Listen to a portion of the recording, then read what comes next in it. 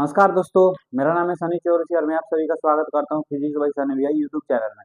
दोस्तों, अगर आप इस चैनल में नए हैं तो प्लीज चैनल को सब्सक्राइब कर दीजिएगा और आप मेरे को इंस्टाग्राम पे भी फॉलो कर सकते हैं। क्यों इंस्टाग्राम पे फॉलो करना जरूरी है? क्योंकि आपका एग्जाम्स आ रहा है, आपको कोई टॉपिक में डाउट्स होगा तो आप इंस्टाग्राम में मेरे को मैसेज कर सकते हैं या मैसेज के द्वारा आप मेरे को ऑडियो कॉल या वीडियो कॉल कर सकते हैं। मैं ऑडियो कॉल और वीडियो कॉल के मार्फत भी मैं आप लोग का डाउट्स को क्लियर कर सकता हूँ। तो do follow physics by Sunny भैया इंस्टाग्राम ऑल्सो। आज हम लोग बहुत ज्यादा इंपॉर्टेंट टॉपिक पढ़ने जा रहे हैं, बहुत ही ज्यादा इंपॉर्टेंट टॉपिक। ट्वेल्थ बोर्ड्स के लिए, जेई के लिए बहुत ज्यादा इंपॉर्टेंट टॉपिक। आज हम कुछ टर्म्स जानेंगे। थंबनेल देख के भी तो तुम लोग बुझ ही गए होगे, तुम लोग तो हो ही होशियार, थंबनेल देख के समझ जाते हो क्या पढ़ाने वाला हूँ। खैर, आज क्या पढ़ाने वाला हूँ? Some terms. मोबिलिटी क्या होता है, कंडक्टिविटी क्या होता है, कंडक्टेंस क्या होता है, लिमिटेशंस ऑफ ओम्स लॉ पढ़ेंगे आज हम। Parallel resistor, parallel combination of resistor, series combination of resistors और चार पांच पीवाईक्यू लगाएंगे ताकि हम लोग का कंसेप्ट क्लियर हो जाए। चलिए, बिना लेट किए आज का टॉपिक शुरू करते हैं। सम टर्म्स से हम जानेंगे सम टर्म्स। पहला हम लोग का है मोबिलिटी।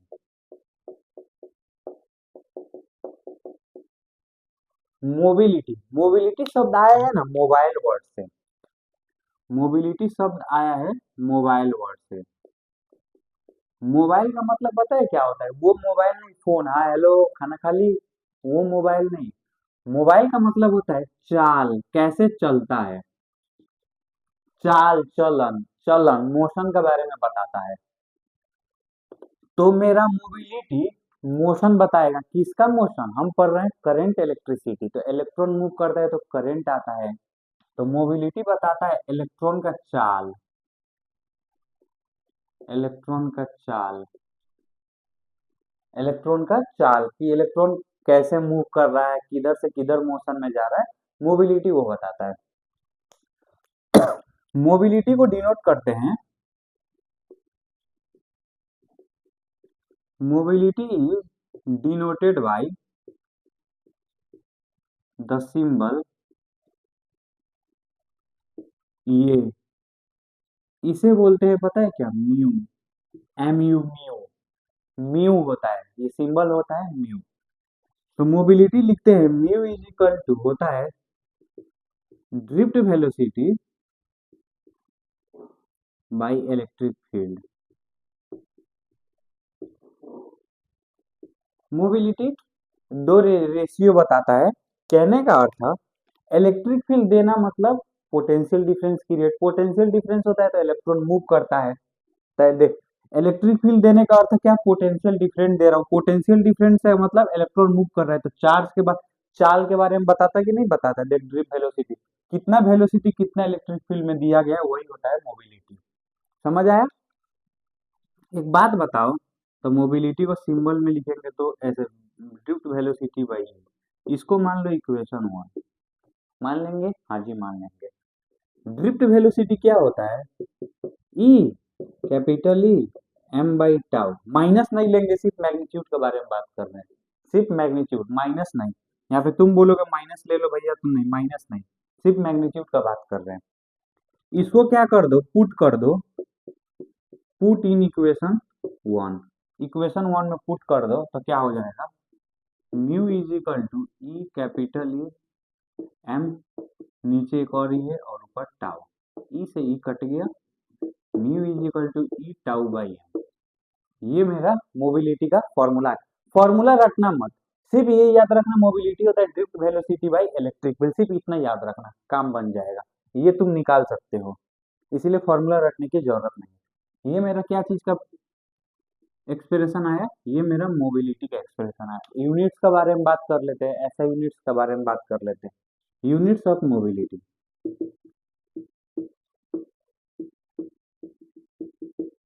देखो, मोबिलिटी होता है drift velocity by electric field, होता है। ड्रिफ्ट वेलोसिटी का यूनिट क्या होता है? मीटर पर सेकेंड। और इलेक्ट्रिक फील्ड का यूनिट क्या होता है? वोल्ट पर मीटर या न्यूटन पर कूलम। इलेक्ट्रिक फील्ड का यूनिट दो होता है, आइदर वोल्ट पर मीटर लिखो और न्यूटन पर कूलम लिखो। ये यूनिट ना इलेक्ट्रोस्टैट्स में काम लगता है। इलेक्ट्रोस्टैट, और ये यूनिट करंट इलेक्ट्रिसिटी में काम लगता है।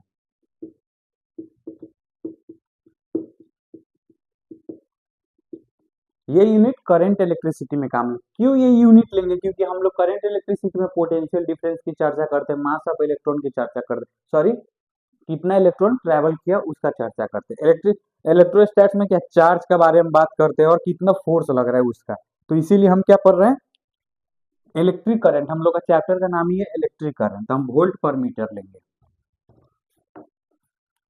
तो डॉट वोल्ट पर मीटर, मीटर ऊपर चल जाएगा तो बन जाएगा metre square by volt second. ये मेरा हो गया ऐसा यूनिट, ऐसा यूनिट मेरा ये हो गया। एग्जाम में पता है क्वेश्चन आता है प्रैक्टिकल यूनिट ऑफ मोबिलिटी क्या होता है। Practical unit of mobility, practical unit कहने का मतलब ये तो मेरा स्टैंडर्ड यूनिट हो गया। अब प्रैक्टिकल यूनिट हम लोग डेली यूज में मोबिलिटी को कैसे हम लोग प्रैक्टिकली हम एक्सपेरिमेंट लैब में करते, तो उस यूनिट में बताओ। तो प्रैक्टिकल यूनिट होता है सेंटीमीटर स्क्वायर वोल्ट पर सेकेंड, वोल्ट सेकेंड।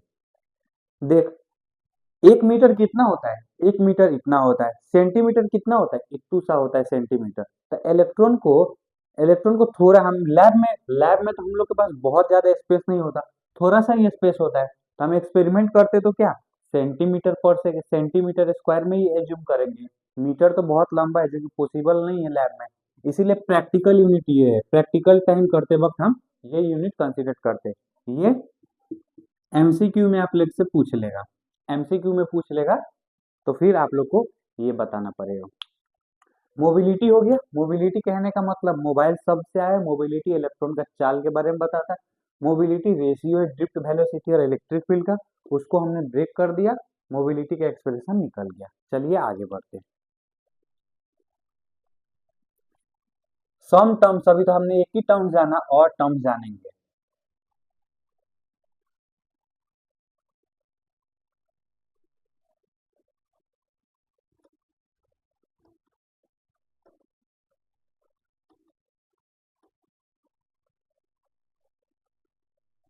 एक टर्म जान लिया, दूसरा टर्म जानते हैं।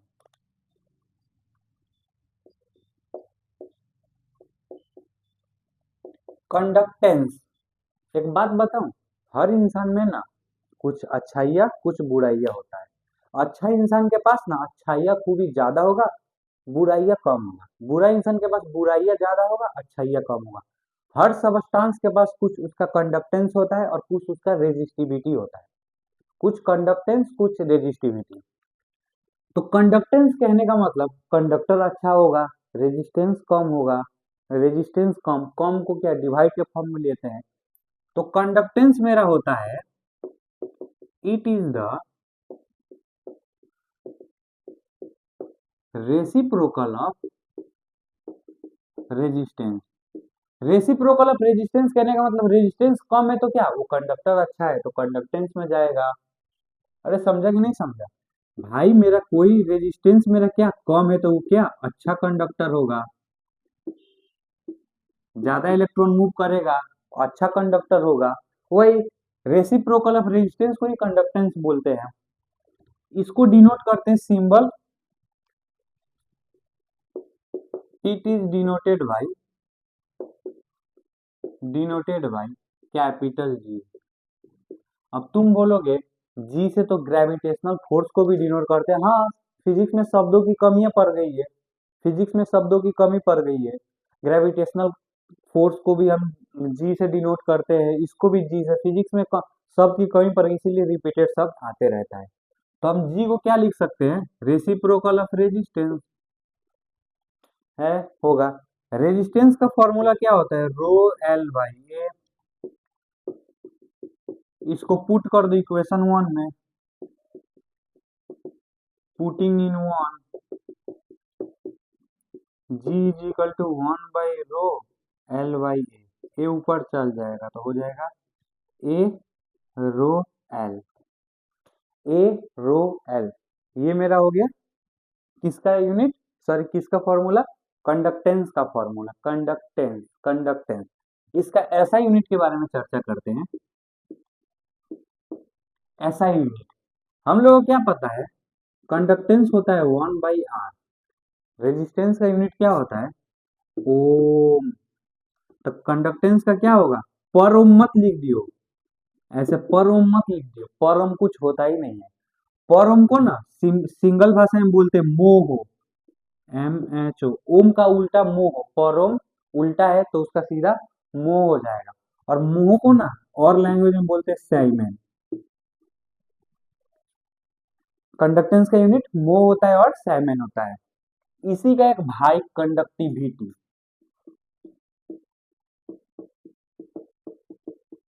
कंडक्टिविटी, कंडक्टिविटी किसका, रेजिस्टिविटी का उल्टा होगा। जो सबसे अच्छा कंडक्टिविटी है उसमें कम रेजिस्टिविटी होगा, तो इसका भी वैसा ही। It is the reciprocal of resistivity. आप लोग को पता है मैंने आप लोग को रेजिस्टेंस और रेजिस्टिविटी पढ़ाते वक्त क्या बोला था, पिछले लेक्चर में। रेजिस्टिविटी होता है रोक पाने की क्षमता, किसको, करंट को। तो रेजिस्टिविटी कम है तो क्या, कंडक्टिविटी ज्यादा होगा, यानी कि अच्छा कंडक्टर। रेजिस्टिविटी कंडक्टिविटी को डिनोट करते, it is denoted by sigma. Sigma को कैसे लिखते हैं, और तुम बोलोगे सरफेस चार्ज डेंसिटी को भी सिग्मा से डिनोट करते हैं। हाँ, फिजिक्स में शब्दों की कमी पड़ गई इसीलिए रिपीटेड वर्ड आते रहता है। सिग्मा इज इक्वल टू क्या हो जाएगा, 1/, रेजिस्टिविटी को रो से डिनोट करते हैं। समझ आया, आया। इसको इक्वेशन 1 मान लेते हैं। रो क्या होता है मेरा, m/n/e² टाउ होता है। इसको पुट कर देंगे किस में, 1 में पुट कर देंगे, तो मेरा क्या हो जाएगा, 1/m/n/e² tau. Rho is equal to, ये क्या लिख दिया, m/n/e² टाउ। तो ये ऊपर चल जाएगा तो n/e² टाउ बाई यम। ये मेरा फॉर्मूला बन गया किसका, रे कंडक्टिविटी का। रेजिस्टिविटी होता है रोक पाने की क्षमता, तो कंडक्टिविटी क्या होगा, चला पाने की क्षमता। वही उल्टा हो रहा है, रेसिप्रोकल। यूनिट्स की चर्चा करते हैं। ऐसा यूनिट देखिए, रेजिस्टिविटी होता है, कंडक्टिविटी होता है सिग्मा इज इक्वल टू 1/रो। रो का यूनिट क्या होता है, रो का यूनिट क्या होता है, ओम मीटर। रो का यूनिट ओम पर मीटर होता है। तो मेरा कंडक्टिविटी का क्या हो जाएगा, पर ओम को क्या बोलते हैं, मोहो, मोहो। अरे फोन आ रहा है यार।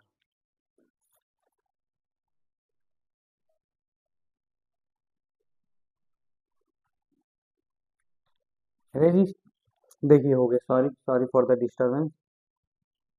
कंडक्टिविटी क्या होता है, रेसिप्रोकल ऑफ रेजिस्टिविटी। रेजिस्टिविटी का यूनिट क्या होता है, ओम पर मीटर। अरे पर मीटर नहीं होगा, ओम मीटर होगा रेजिस्टिविटी का यूनिट। तो आप देखिए इसको यहाँ पुट करिए, 1/ओम पर ओम मीटर। 1/ओम को क्या बोलते हैं, मोह बोलते हैं, मोह पर मीटर। और सेमेन पर मीटर। मोह का कोई सिंबल नहीं है इसीलिए हम पूरा मोह लिखेंगे। मीटर का तो है कैपिटल एम। सेमेन का भी कोई सिंबल नहीं इसीलिए पूरा सेमेन लिखेंगे। मीटर का तो है कैपिटल एम। तो क्लियर हो गया, इतना चीज देखिए क्लियर हो गया। आइए आगे बढ़ते हैं, इसमें कुछ टफ नहीं था, इजी था। चलो आगे बढ़ते हैं।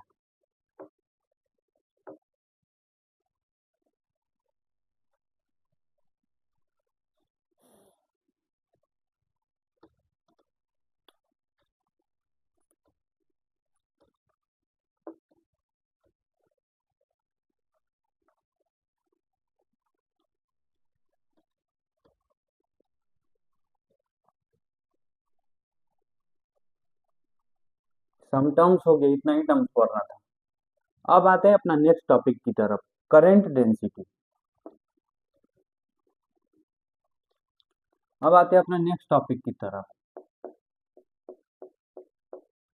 Current density. करंट डेंसिटी होता है ना, कोई भी एरिया से कितना ज्यादा कितना सा करंट फ्लो कर रहा है। कोई भी एरिया से कोई भी एरिया से कितना करंट फ्लो हो रहा है परपेंडिकुलरली, उसी को बोलते हैं करंट डेंसिटी। आइए इसको लिखते हैं। करंट डेंसिटी को ना, करंट डेंसिटी होता है, it is defined as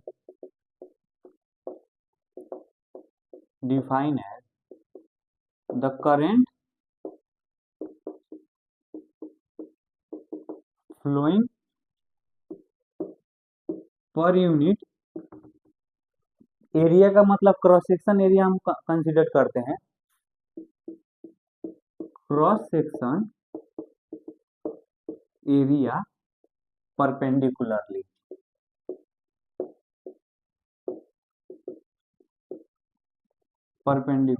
is called current density.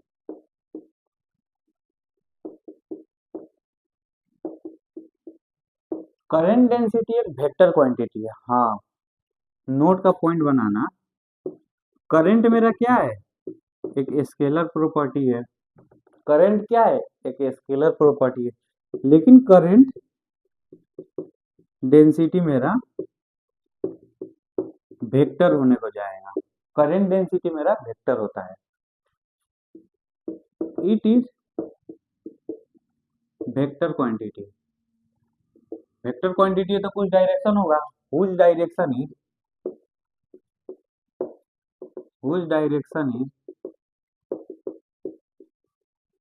Same as the current, जिसका डायरेक्शन करंट की तरफ ही जाता है। इट इज डिनोटेड बाय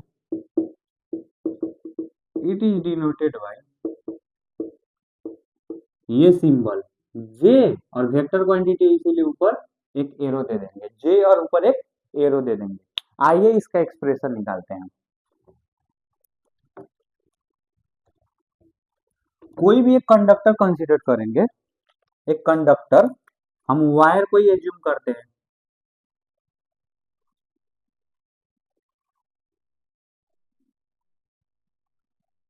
माना एक हमने वायर एज्यूम किया, वायर क्या है, कंडक्टर है। इसका क्रॉस सेक्शन एरिया ए है। एरिया क्या हम एज्यूम करते हैं, vector quantity. Area is a vector quantity, मैंने पढ़ाया था आपको, एरिया वेक्टर। जो बच्चे ने प्लीज पिछले वाला वीडियो देख के आए। एरिया क्या होता है, वेक्टर क्वांटिटी जो आउटवर्ड नॉर्मली रहता है। मानो ये मेरा एक वेक्टर है, तो ये आउटवर्ड ऐसे नॉर्मली रहेगा इसका डायरेक्शन। तो एरिया मेरा ऐसे जा रहा है, तो मेरा करंट कैसे जाएगा, करंट हमेशा सीधा बहता है। आपने आज तक सुना है करंट ऐसा गया ऐसा गया, ऐसा नहीं, करंट सीधा बहता है। करंट ऐसे जा रहा है, करंट ऐसे जा रहा है। तो आप देखिए तो करंट और ये एरिया में परपेंडिकुलर है कि नहीं। मानिए यही एरिया में, ये एरिया ऐसे है, एरिया ऐसे है और करंट ऐसे बीच में से चीर के निकल रहा है। तो दोनों के बीच में क्या 90 डिग्री एंगल ही बन रहा है, 90 डिग्री, हाँ बन रहा है। तो यहाँ पे हम करंट डेंसिटी को जे से हम सिंबलाइज करते हैं, जे वेक्टर से, तो आई बाई क्या, परपेंडिकुलर एरिया लिख सकते हैं। हाँ जी लिख सकते हैं, क्यों नहीं लिख सकते, लिख सकते हैं। तो आप मेरे को एक बात बताइए, ऐसा यूनिट क्या होगा करंट डेंसिटी का,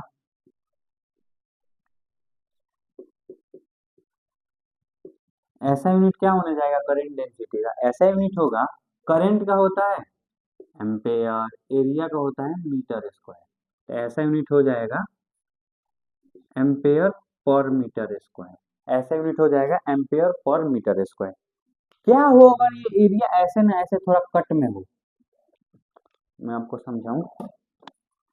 ये मानिए अब ये एक तार है, ये सीधा ना ऐसे थोड़ा तेरा थोड़ा काट दिया, इसका एरिया को थोड़ा ऐसे कट में काट दिया।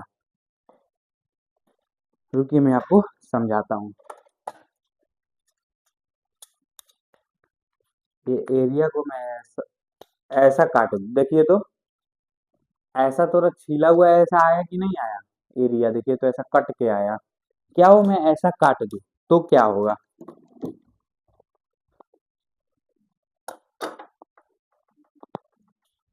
एरिया परपेंडिकुलर ना ऐसा छड़ के हो तो क्या हुआ, ये तब का एक्सप्रेशन देखिए। बनाइए टॉपिक, व्हाट इफ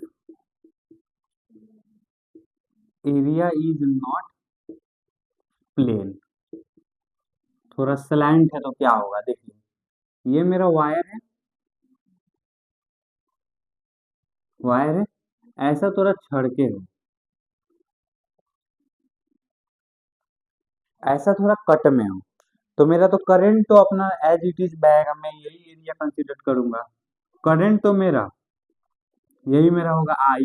एरिया कैसे जाएगा? एरिया, एरिया इधर की तरफ जाएगा, क्योंकि ऐसा नीचे मुंह मुड़ा है।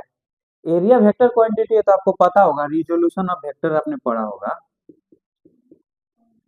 रिजोल्यूशन ऑफ वेक्टर में एक वेक्टर ऐसे है, ये कुछ एंगल थीटा बना रहा है, तो हम इसको दो पार्ट में रिजॉल्व कर सकते हैं, ए कॉस थीटा मानी ये वेक्टर है, और ए साइन थीटा। थीटा वाला ए कॉस में जाता है और बिना थीटा वाला साइन में जाता है। रिजोल्यूशन ऑफ वेक्टर याद होगा आप लोग को। तो आइए इसको रिजॉल्व कर लेते, क्यों? क्योंकि हमें नॉर्मल वाला चाहिए, हमें ये कैसा चाहिए? परपेंडिकुलरली चाहिए, करंट मूव करे परपेंडिकुलरली हम लोग का डेफिनेशन के अनुसार। तो इसको मैं रिजॉल्व कर लूंगा तो एक कंपोनेंट ये मेरा आ जाएगा ए कॉस थीटा, एक मेरा ये चल जाएगा ए साइन थीटा। देखिए तो इससे ये 90 डिग्री एंगल बना रहा है कि नहीं बना रहा है? इससे ये, तो मेरा जे क्या हो जाएगा? जे वेक्टर क्या हो जाएगा? आई बाई, नीचे क्या फॉर्मूला में, perpendicular area, perpendicular area A cos theta है। हो गया सिंपल। यहाँ से मेरे को आई को निकालना पड़ेगा तो क्या होगा? आई हो जाएगा मेरा जे ए कॉस थीटा। दो प्रोडक्ट का कॉस थीटा है तो डॉट प्रोडक्ट में लिख सकते थे, याद है कि नहीं याद है? ऐसे vector A dot vector B को कैसे लिख सकते हैं? A B cos theta. तो ऐसा ए बी कॉस थीटा है तो ए डॉट बी के फॉर्म में लिख सकते हैं, I is equal to vector J dot vector A, जिसका रिजल्ट हमेशा स्केलर आता है। इसीलिए करंट एक स्केलर क्वांटिटी है, डायरेक्शन होने के बाद भी करंट एक स्केलर क्वांटिटी है, याद रखिएगा। हो गया, करंट डेंसिटी खत्म हो गया, उसमें कुछ टफ था नहीं था। आगे चलिए आगे बढ़ते हैं। अब पढ़ेंगे ओम्स लॉ का माइक्रोस्कोपिक फॉर्म।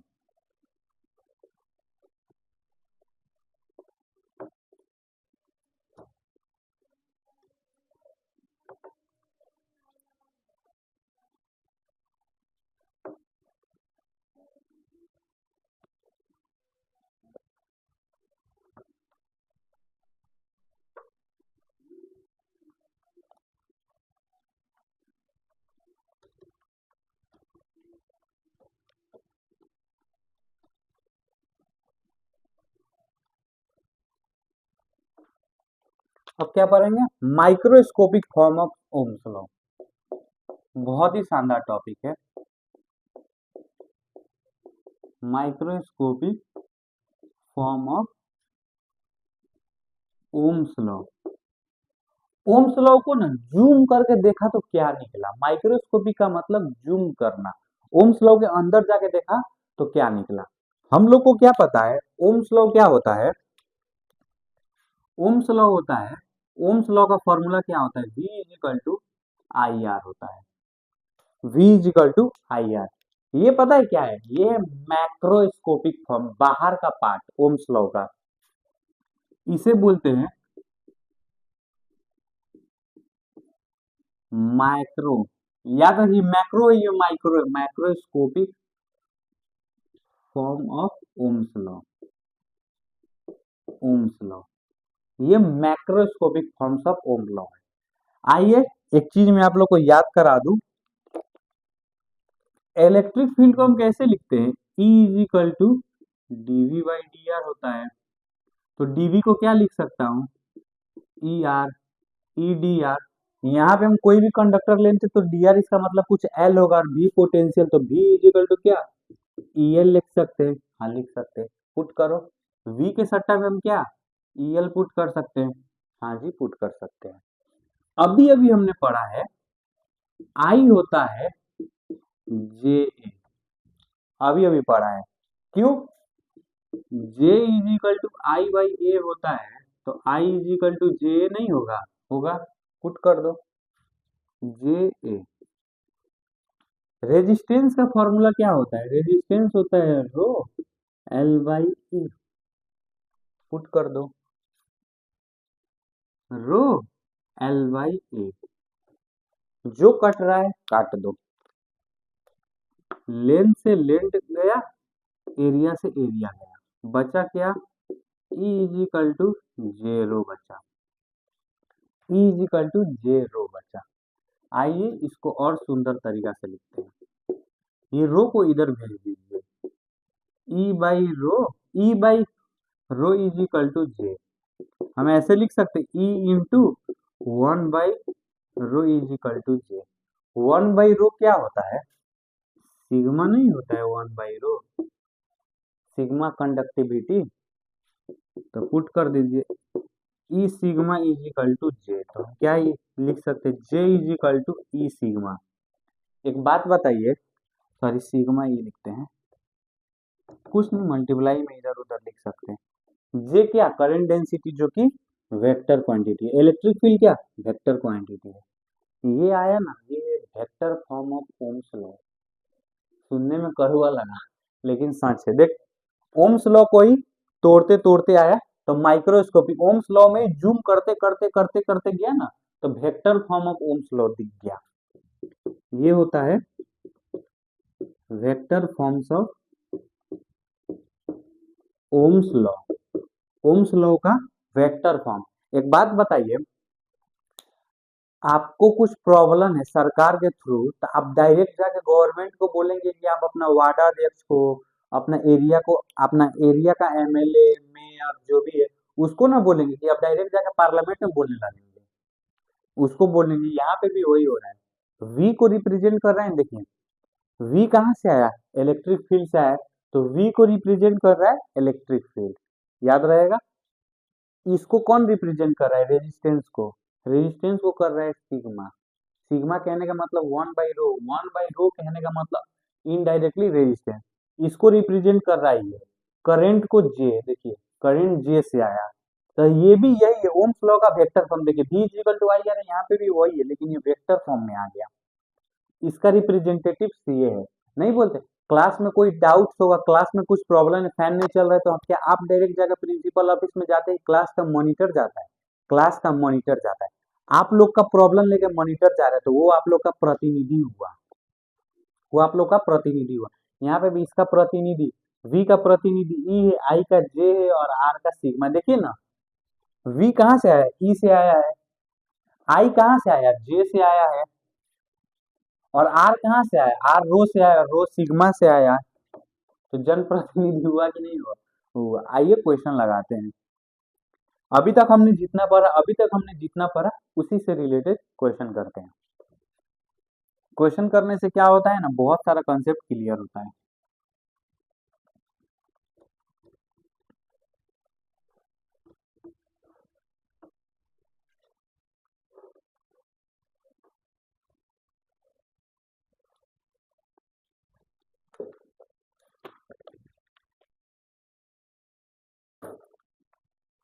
ये प्रश्न है, इस प्रश्न को ना बवाल क्वेश्चन में मानता हूँ, सबसे बेस्ट क्वेश्चन। ये क्वेश्चन नीट में आया था,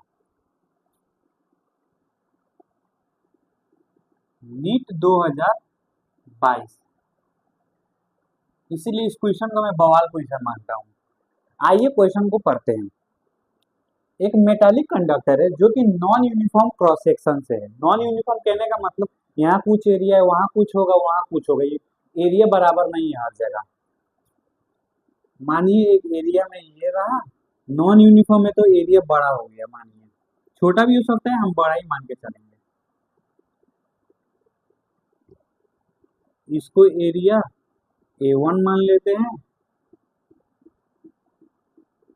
ये एरिया A2 हो गया। A1 A2 मेरा एरिया हो गया। क्या बोल रहे हैं ना, इसको बैटरी से जोड़ दिया, क्योंकि पोटेंशियल डिफरेंस देने का मतलब बैटरी से जोड़ना, इसको बैटरी से जोड़ दिया। बैटरी का सिंबल देखिए ऐसा होता है, एक बड़ा एक छोटा, ये पॉजिटिव होता है ये नेगेटिव होता है, इसको बैटरी से जोड़ दिया जो कि पोटेंशियल डिफरेंस क्रिएट करता है। क्वेश्चन में क्या बोला है ना, ये पोटेंशियल डिफरेंस मेरा, पोटेंशियल डिफरेंस V मेरा कांस्टेंट है, तो इन चारों में से कौन सा मेरा क्वांटिटी, कौन सा जो चीज है वो भी कांस्टेंट रहेगा। ओम्स लॉ नाम जाने हैं? ओम्स लॉ में क्या होता है, V प्रोपोर्शन टू I होता है, ओम्स लॉ का स्टेटमेंट है। तो जब मेरा V कांस्टेंट है तो मेरा I भी तो कांस्टेंट होगा। V जब मेरा कांस्टेंट है तो I भी मेरा क्या हो जाएगा, कांस्टेंट हो जाएगा। तो करंट कांस्टेंट हो गया। इजी क्वेश्चन था, एकदम इजी था। देखिए ऐसा इजी क्वेश्चन नहीं पूछा था, खुद्दू सा क्वेश्चन। आइए मैं इसको ड्रिफ्ट वेलोसिटी, इलेक्ट्रिक फील्ड और करंट डेंसिटी को भी एक्सप्लेन कर देता हूँ। आइए ड्रिफ्ट वेलोसिटी, करंट डेंसिटी को भी मैं एक्सप्लेन कर देता हूँ। पहले करंट डेंसिटी को एक्सप्लेन करूंगा। करंट डेंसिटी, करंट डेंसिटी होता है I is equal to, sorry, J is equal to I by A. मेरा करंट क्या है, I मेरा कांस्टेंट है, I मेरा क्या है, कांस्टेंट है, तो मैं J is inversely proportion to A कर सकता हूँ। कोई डाउट? J को इनवर्सली प्रोपोर्शन टू मैं A कर सकता हूँ, कोई डाउट नहीं आना चाहिए।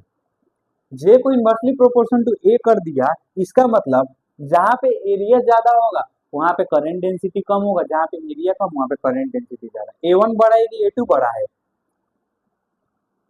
A1 is less then A2। A1 less than A2 है तो मेरा J1 ग्रेटर हो जाएगा J2 से। करंट डेंसिटी J1 ज्यादा है J2 से, J2 पे क्या है, कम है। हो गया करंट डेंसिटी।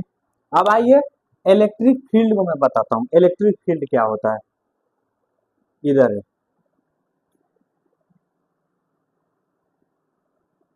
सबसे पहले मैं ड्रिफ्ट वेलोसिटी को बताऊंगा। ड्रिफ्ट वेलोसिटी मेरा क्या होता है, ड्रिफ्ट वेलोसिटी होता है Vd is equal to N E A, drift है भगवान, I is equal to N E A V D होगा। हाँ होगा। Vd को निकालना है, आई मेरा क्या है, कांस्टेंट है, आई मेरा क्या है, कांस्टेंट आ रहा है, तो मैं क्या लिख सकता हूँ, ऐसा ही निकलेगा। ऐसे ही निकालते हैं। आई मेरा, जो कि मेरा आई कांस्टेंट है तो मेरा Vd क्या, इनवर्सली प्रोपोर्शन टू ए हो जाएगा। इलेक्ट्रॉन तो ना बनता है ना घटता है, नंबर भी सेम रहेगा, नंबर डेंसिटी भी उतना ही रहेगा, फिक्स है कंडक्टर के लिए।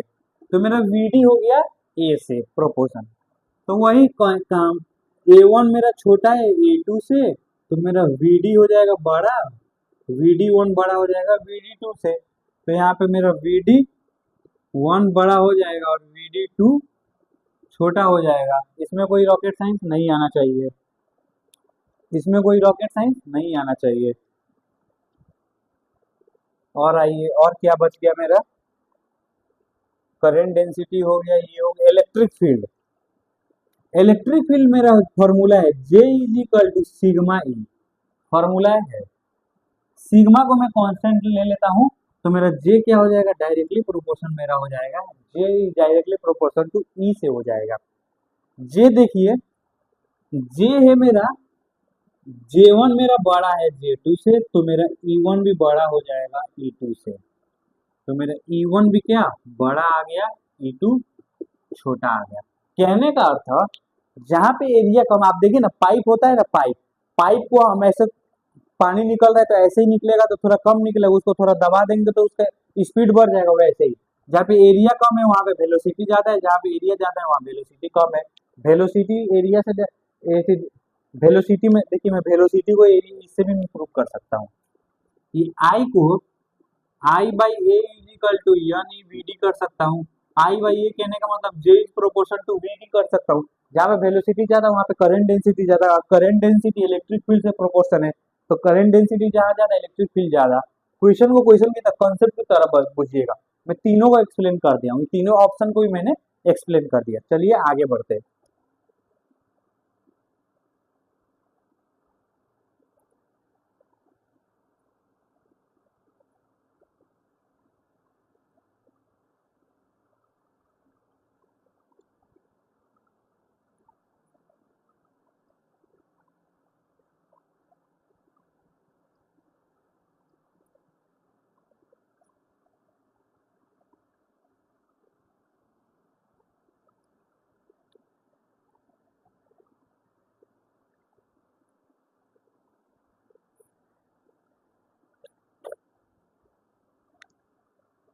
Limitations of Ohm's law.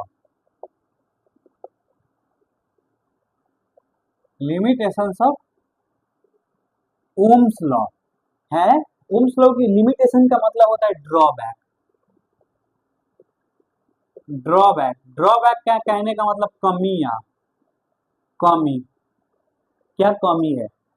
Ohm's law का पता है क्या है? Ohm's law V is equal to I R. Ohm's law का ये मेरे पास फॉर्मूला है, इसका मैं ग्राफ बनाऊंगा ना। ओम्स लॉ क्या कहता है, इधर V है इधर I है, जितना I बढ़ेगा उतना V भी बढ़ेगा। V प्रोपोर्शन टू I होता है। ये ओम्स लॉ है और ये ओम्स लॉ का फॉर्मूला है, इसमें कंफ्यूजन मत होइएगा। जितना मेरा I बढ़ेगा उतना ही मेरा V बढ़ेगा। ये है ओम्स लॉ। ये पाथ को बोलते हैं ना ओहिमिक पाथ। ओहिमिक पाथ जो कि क्या है, लीनियर है। ओहिमिक पाथ मेरा जो कि क्या है, लीनियर है। ओम्स लॉ, ओम्स लॉ ना सारे कंडक्टर फॉलो नहीं करता। Ohm's law, all the conductors do not follow Ohm's law. All the conductor do not follow ohms law. Ohm's law को सारे कंडक्टर फॉलो नहीं करता। जो कंडक्टर फॉलो करता है Ohm's law, the conductor which follow Ohm's law called ohmic conductor। ohmic conductor, और जो conductor Ohm's law को फॉलो नहीं करता, the conductor which do not follow Ohm's law called non ohmic conductor. Ohmic conductor और non ohmic conductor. Ohmic conductor कहने का मतलब वो ओम्स लॉ को फॉलो करता है, V प्रोपोर्शन टू I होता है। यहाँ पे V प्रोपोर्शन टू I नहीं होता है। ये हो गया नॉन ओहिमिक कंडक्टर। आइए देखते हैं light part wise part. Ohmic, non ohmic conductor का तो हो गया, ये V और I का मैंने अभी सीधा ग्राफ बनाया था, ये ओहिमिक कंडक्टर का था। नॉन ओहिमिक कंडक्टर का देखते हैं।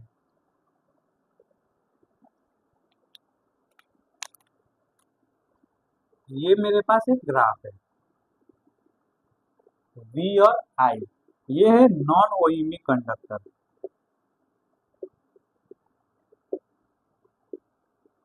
नॉन ओहिमिक, ओहिमिक पाथ मेरा क्या है, ओहिमिक पाथ ये है, ये मेरा क्या है, ओहिमिक पाथ। नॉन ओहिमिक कंडक्टर में क्या होता है ना, ऐसे लाइन जाता है जाता है जाता है जाता है और डेविएट हो जाता है। लाइन जाता है जाता है जाता है और यहाँ से डेविएट हो जाता है। ये हो गया नॉन ओहिमिक कंडक्टर में। ओम्स लॉ फॉलो हुआ नहीं हुआ। आप देखिए करंट बढ़ रहा है ना, तो ये लाइन छोड़ के ओहिमिक पाथ को छोड़ के, ये ओहिमिक पाथ होता है। ओहिमिक पाथ छोड़ के ये कर्व में चला गया, ये ऊपर चला गया, इसीलिए ओम्स लॉ को फॉलो नहीं करता है। एक हो गया ओहिमिक कंडक्टर, नॉन ओहिमिक कंडक्टर। दूसरा होता है सेमी कंडक्टर, आपने नाम सुना ही होगा। कंडक्टर, सेमी कंडक्टर कहने का मतलब आधा कंडक्टर की तरह वो करता है, आधा इंसुलेटर की तरह।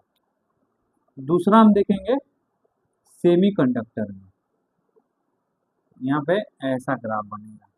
एक में मानिए ये भी पॉजिटिव है, एक में बैटरी को उल्टा कर दिया, नेगेटिव आ गया। एक में करंट पॉजिटिव फ्लो हो रहा है, पॉजिटिव में, एक में इलेक्ट्रो उल्टा करंट फ्लो हो रहा है, उल्टा करंट, उल्टा बैटरी तो उल्टा करंट, सीधा बैटरी तो सीधा करंट। ये मेरा सेमीकंडक्टर डायोड। आप कंडक्टर, सेमीकंडक्टर आपका चैप्टर ही है, उसमें आप पढ़ेंगे। सेमीकंडक्टर डायोड बोलते हैं इसको। इसमें क्या होगा ना, इसमें ग्राफ ऐसे बनेगा और ऐसे आके ऐसे, इसको बोलते हैं पीएन जंक्शन। देखिए तो ओम्स लॉ यहाँ पे फॉलो नहीं हुआ। देखिए यहाँ पे v बढ़ रहा है तो ये ओहिमिक पाथ ऐसे होगा, ओहिमिक पाथ, ओहिमिक पाथ को छोड़ के ये चला गया, ओहिमिक पाथ ऐसे होगा, ओहिमिक पाथ को छोड़ के ये चला गया, इसको बोलते हैं PN junction.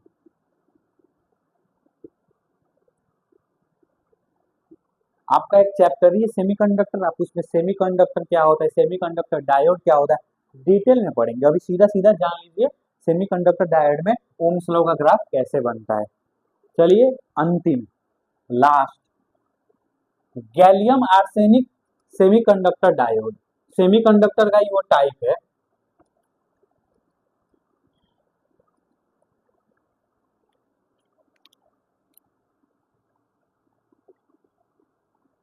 Gallium arsenic semiconductor diode. Graph मेरा ऐसे बनेगा, वी और आई के बीच में। एक बात बताइए,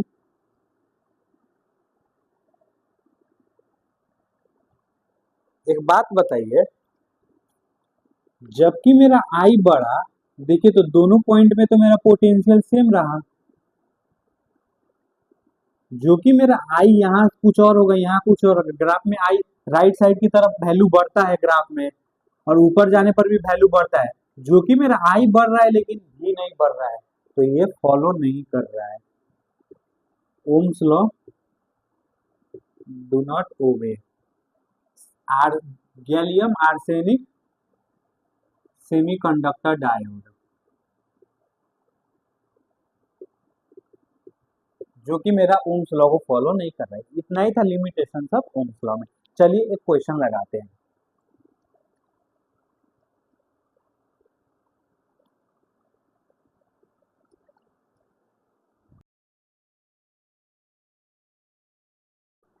ये मेरे पास एक प्रश्न है, दो स्टेटमेंट दिया है, आइए दोनों स्टेटमेंट को पढ़ते हैं।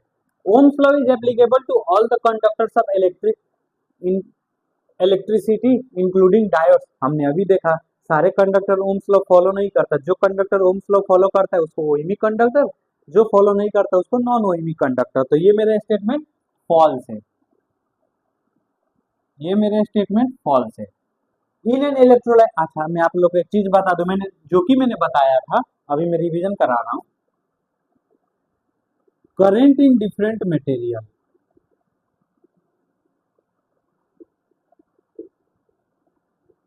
पहला है मेरा आता है कंडक्टर, जिसमें ना फ्री इलेक्ट्रॉन चार्ज कैरियर होता है। फ्री इलेक्ट्रॉन क्या होता है, चार्ज कैरियर होता है। दूसरा मेरा आता है सेमीकंडक्टर, जहां पे मेरा चार्ज कैरियर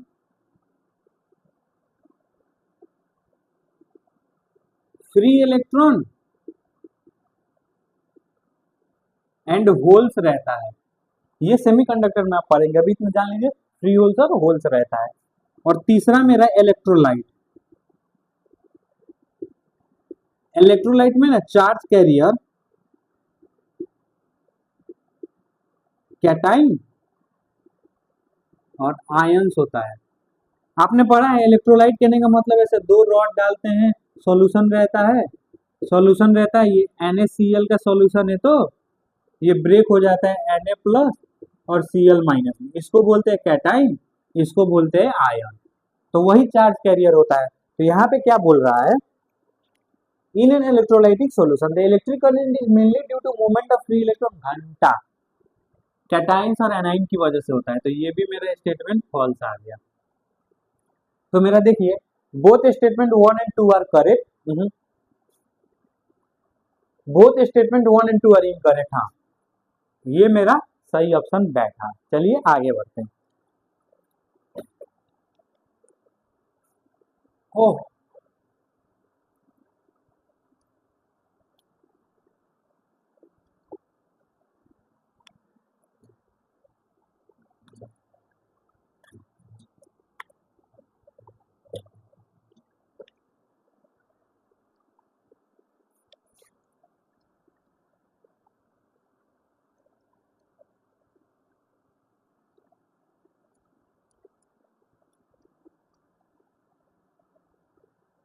अब आते हैं हम लोग का major topic.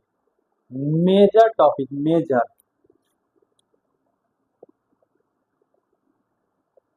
Grouping of resistor. Resistor क्या? रजिस्टर डिवाइस का नाम है जो ऑफर करता है रेजिस्टेंस। ग्रुपिंग ऑफ रजिस्टर कहने का मतलब दो या दो से ज्यादा रजिस्टर को कैसे जोड़ सकते हैं। हम लोग के पास दो ही हुए हैं। एक है सीरीज कॉम्बिनेशन में, आर ई, सीरीज का स्पेलिंग क्या होगा? SERIE। अच्छा, सीरीज कॉम्बिनेशन में, और दूसरा है पैरेलल कॉम्बिनेशन में।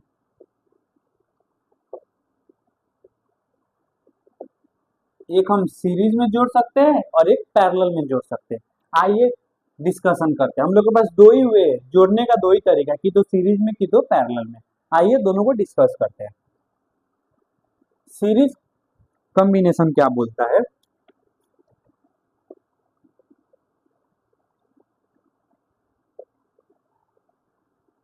सीरीज कॉम्बिनेशन का ना खासियत क्या होता है? Series is a potential divider. मैंने कैपेसिटर पढ़ाते वक्त भी आप लोग को बोला था, सीरीज क्या होता है? पोटेंशियल डिवाइड होता है। पोटेंशियल डिवाइड होता है।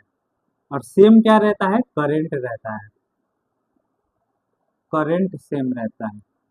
सीरीज कॉम्बिनेशन और पैरेलल कॉम्बिनेशन में एक चीज डिवाइड होता है और एक चीज कांस्टेंट होता है। तो यहाँ सीरीज में डिवाइड होता है पोटेंशियल और सेम रहता है करंट। आइए समझते हैं। हम तीन रजिस्टर को लेंगे, एक, दो, तीन। ये रजिस्टर का सिंबल है। तीन रजिस्टर को हमने जोड़ दिया। इसको बैटरी से जोड़ेंगे। इसको मैंने बैटरी से जोड़ा। हमने तीन रजिस्टर लिया जिसका रेजिस्टेंस R1, R2, R3 था।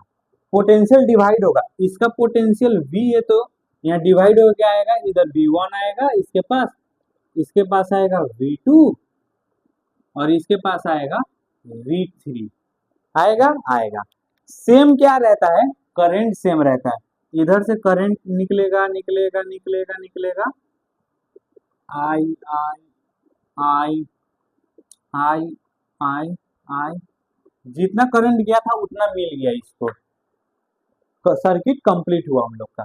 आइए देखते हैं डिवाइड क्या हो रहा है, वहीं से हम शुरू करेंगे। V मेरा लिख सकता हूँ V1 plus V2 plus V3। लिख सकता हूँ कि नहीं लिख सकता हूँ? हाँ जी लिख सकते हो। क्यों नहीं लिख सकते? हम लोग को पता है V is equal to IR होता है। तो लिखिए V का फॉर्मूला I, R कहने का मतलब टोटल। इन तीनों को जोड़ के एक नया रेजिस्टेंस बनेगा तो R टोटल, RT लिख देंगे। I R1 plus I R2 plus I R3। I RT is equal to, I को कॉमन ले लेंगे तो R1 plus R2 plus R3 हो जाएगा। I cancel. RT मेरा क्या आ गया? R1 plus R2 plus R3। मानिए चार रजिस्टर होता तो प्लस R4, पांच होता तो प्लस R5। इसका कहने का मतलब क्या है? आप तीन रजिस्टर को जोड़े हैं ना, R1, R2, R3 में, आप एक इक्विवेलेंट R इक्विवेलेंट बोलो और R टोटल बोलो, बात एक ही है। इसका कहने का मतलब तीनों को एक ही में जोड़ देंगे। ये RT क्या आ गया? R1 plus R2 plus R3। तीनों को एक ही में जोड़ देंगे। इस फॉर्मूला का कहने का अर्थ वही है। समझ आ गया? आ गया। चलिए स्पेशल केस एक चीज बता दूं, only for the series, only for the series combination में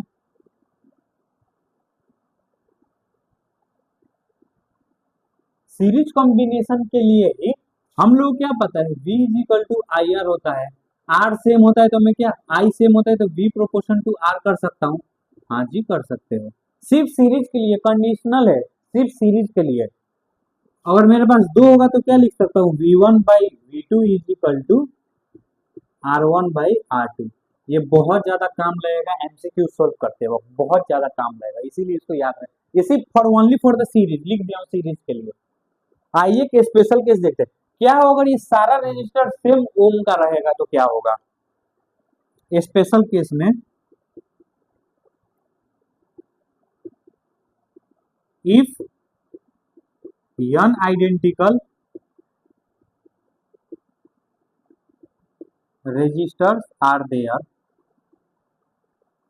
तो मेरा आर इक्विवेलेंट क्या आ जाएगा, आर प्लस सब जुड़ते जाएगा कहां तक, प्लस एन टाइम, तो ये मेरा बन जाएगा एन आर इक्विवेलेंट। आपको पता है successive addition is the multiplication होता है, successive addition is the multiplication, successive addition मेरा क्या मल्टीप्लीकेशन होता है। जैसे 1+1+1+1 चार बार जोड़ा हूं तो 4 × 1 कर दूंगा, successive addition is the multiplication, 4 नहीं आ गया, यही बोलता है। आर आर आर कितना n बार जोड़ दिया तो एन आर आ गया। आइए अब सीरीज हो गया, पैरेलल जानते हैं। देखिए सीरीज में ना एक ही तार रहेगा, तार एक ही रहेगा तो करंट भी ऑब्वियसली उतना ही फ्लो करेगा, ये नहीं कि ई वाला पार्ट में थोड़ा कम इधर जाता है, एक ही तार रहेगा, सीरीज में हमेशा एक ही तार रहता है, वायर सेम रहता है। लिख दू, सीरीज में वायर सेम रहता है, सीरीज में एक ही वायर रहता है, एक ही वायर होगा, लिख दिया मैंने। पैरेलल में दो या दो से ज्यादा वायर रहता है, इसीलिए उसमें करंट डिवाइड होता है और पोटेंशियल सेम रहता है।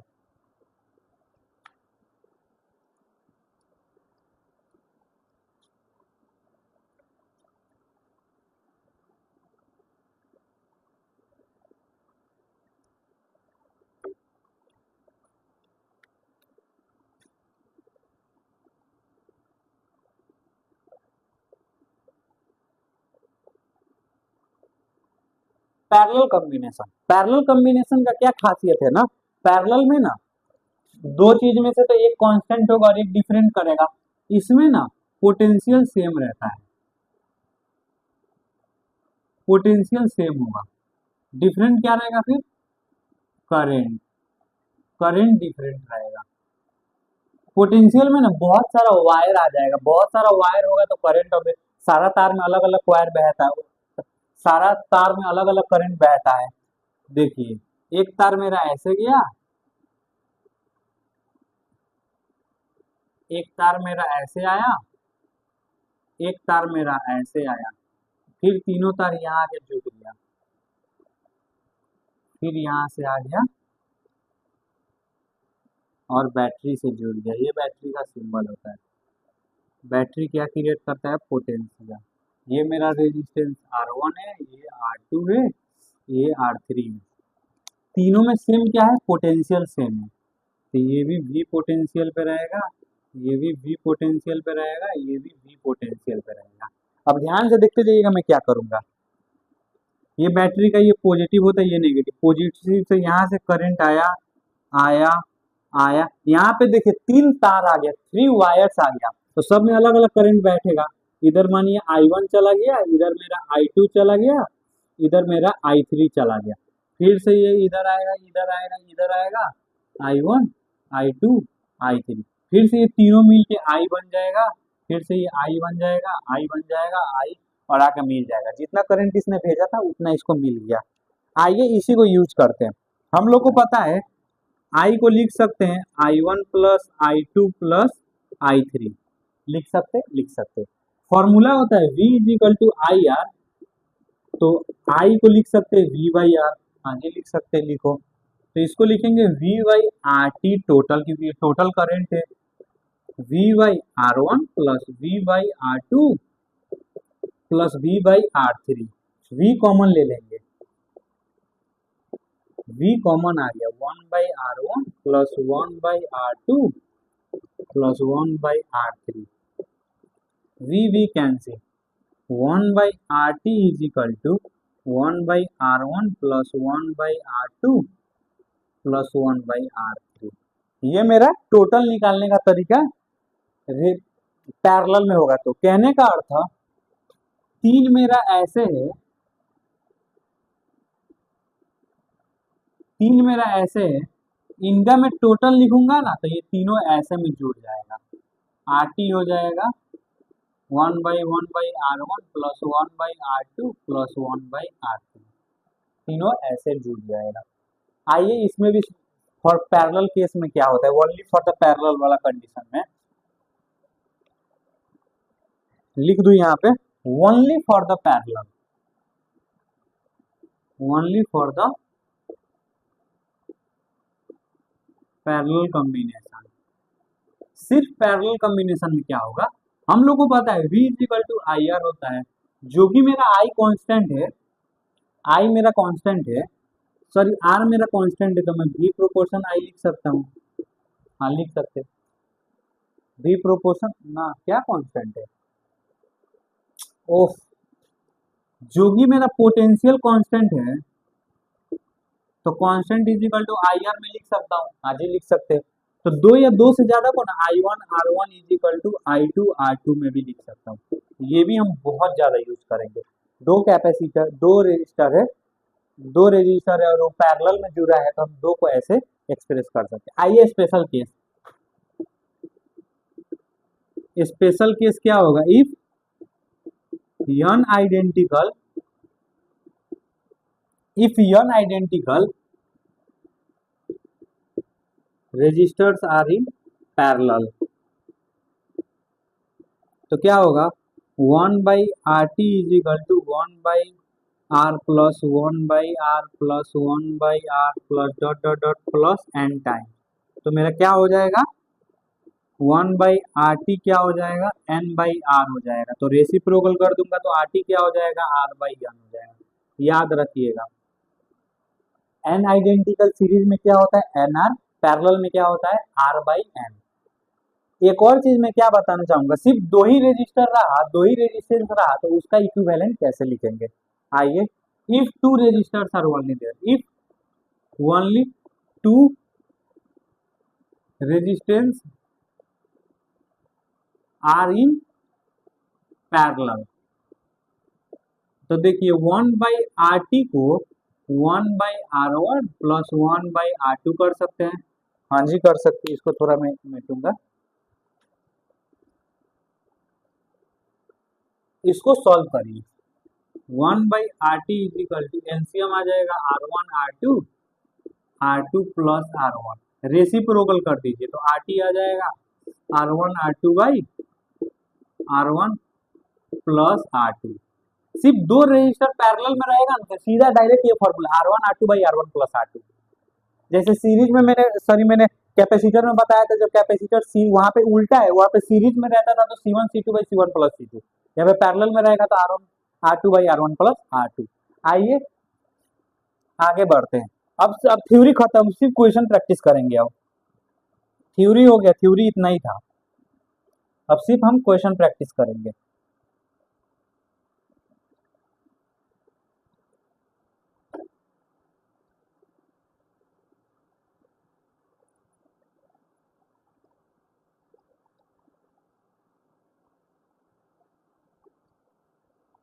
एक चीज आप बताइए, रेशियो ऑफ एन आइडेंटिकल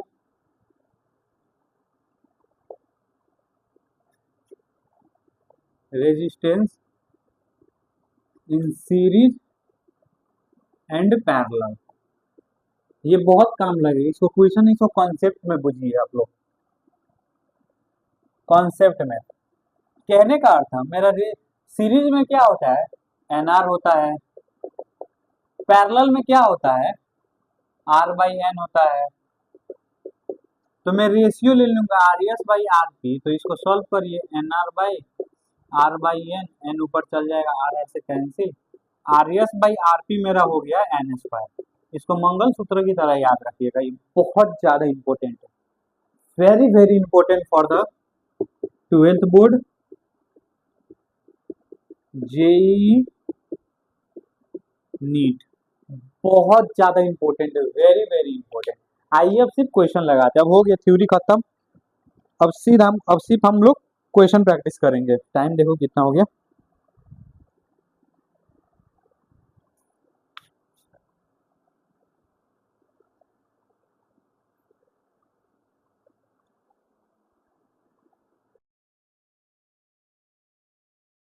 हम लोग के पास बहुत ज्यादा इंपॉर्टेंट क्वेश्चन है। क्वेश्चन में क्या बोले, इक्विवेलेंट रेजिस्टेंस कहने का मतलब total resistance of a resistor in a series combination is smaller than the least resistance use in the combination. ये क्या कह रहा है देखिए। कहने का अर्थ था, मानिए मेरा 3 रेजिस्टर को मैंने सीरीज में रख दिया, ये 2 ओम, ये 3 ओम और ये 4 ओम को रख दिया, तो मेरा आर इक्विवेलेंट कैसे निकलेगा, R1 plus R2 plus R3, तो 2 प्लस 3 प्लस 4, 4 3 7 2 9 ओम निकल गया। तो कहने का अर्थ था, क्या ये इक्विवेलेंट रेजिस्टेंस इससे छोटा है, लीस्ट रेजिस्टेंस बोला है, लीस्ट लीस्ट इससे छोटा है क्या, 9 इज स्मॉलर देन 2 है, फॉल्स है। 9 इज स्मॉलर लीस्ट छोड़, इंडिविजुअल रेजिस्टेंस भी बोल देता ना तब भी 9 इज रेजिस्टेंस 3, फॉल्स है। Is 9 is less than 4, false है। तो नोट का पॉइंट बना लेना, इन सीरीज कॉम्बिनेशन में equivalent resistance, equivalent resistance is always greater than the individual resistance. देख लिया आपने, इंडिविजुअल रेजिस्टेंस हमेशा ग्रेटर होता है। पैरेलल में आइए, मानिए ये 3 पैरेलल में रहता, ये 2 ये 3 ओम ये 4 ओम, ये मेरा 3 पैरेलल में रहता, तो इक्विवेलेंट कैसे निकलता, आरटी इक्विवेलेंट कैसे निकलता, 1/R1 plus 1/R2 plus 1/R3। इसको सॉल्व करिए, 1/2 प्लस 1/3 प्लस 1/4, एलसीएम आ गया 12, 6 प्लस 4 प्लस 3, 6 4 10, 13/12, 13/12 कितना होगा, 13, 13 डिवाइडेड 12, 1.08। इसमें देखिए जो रेजिस्टेंस है ना वो सबसे छोटा होगा, तो नोट का पॉइंट बना लीजिए, इक्विवेलेंट रेजिस्टेंस, अरे ये रेसिप्रोकल फिर करना पड़ेगा ना, 12 डिवाइडेड 13, 0.09, 0.09, क्योंकि बाद में जाकर 1/R रेसिप्रोकल करूंगा तो R. Equivalent resistance of parallel combination is always less than the individual resistance. देखिए 0.0 नहीं छोटा है, 2 से ट्रू है, 3 से छोटा, 4 से छोटा, ये हो गया कॉन्सेप्ट। आइए कॉन्सेप्ट हो गया ये, इसको मैं इरेज कर दूंगी। नोट का टेंशन मत करिएगा, बोर्ड में मैं जितना कंटेंट लिख रहा हूँ ये सारे आपको वीडियो का एंड में मैं नोट्स दे दूंगा, तो नोट्स के लिए टेंशन मत करिए भैया। अब आइए पढ़ते हैं, जो कि मेरा ये स्टेटमेंट फॉल्स है, स्मॉलर हो रहा है, ग्रेटर बोलता तो ट्रू रहता, ये स्टेटमेंट फॉल्स है। The resistivity of material is independent upon temperature, ये भी स्टेटमेंट फॉल्स है। कैसे, मैं आपको बताता हूँ। रेजिस्टिविटी का फॉर्मूला क्या होता है, M/N/E² टाउ होता है। टेम्परेचर में बढ़ाऊंगा तो मेरा रिलैक्सेशन टाइम कम होगा, रिलैक्सेशन टाइम कम होगा तो मेरा रेजिस्टिविटी बढ़ेगा, तो इनडायरेक्टली ये टेम्परेचर से डिपेंडेंट है कि नहीं है, तो ये मेरा false, both statement are false, ये मेरा करेक्ट ऑप्शन होने जाएगा। चलिए आगे बढ़ते हैं।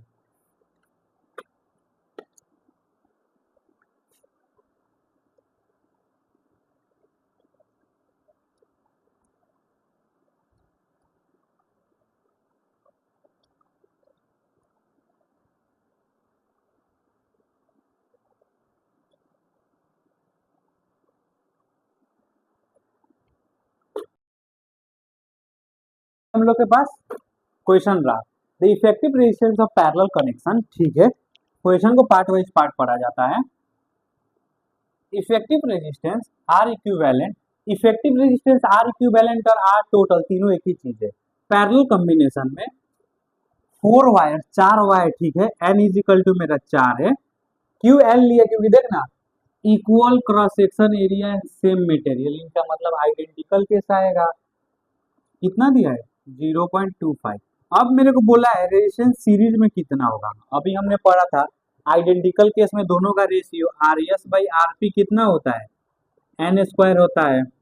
सीधा वैल्यू डाल दे, आर एस आर पी दिया है 0.25, ये मेरा आ गया 4 का होल स्क्वायर। 4 का whole square is equal to 16, R S is equal to 16 into 0.25, ये मेरा कितना होगा, R S is equal to calculate करो 16 इंटू 0.25, 4 ओम मेरा आएगा। तो मेरा 4 ohm is the correct answer. Easy question था, कंसेप्ट हमने पढ़ा था, वही फॉर्मूला लगाया। चलिए आगे बढ़ते हैं।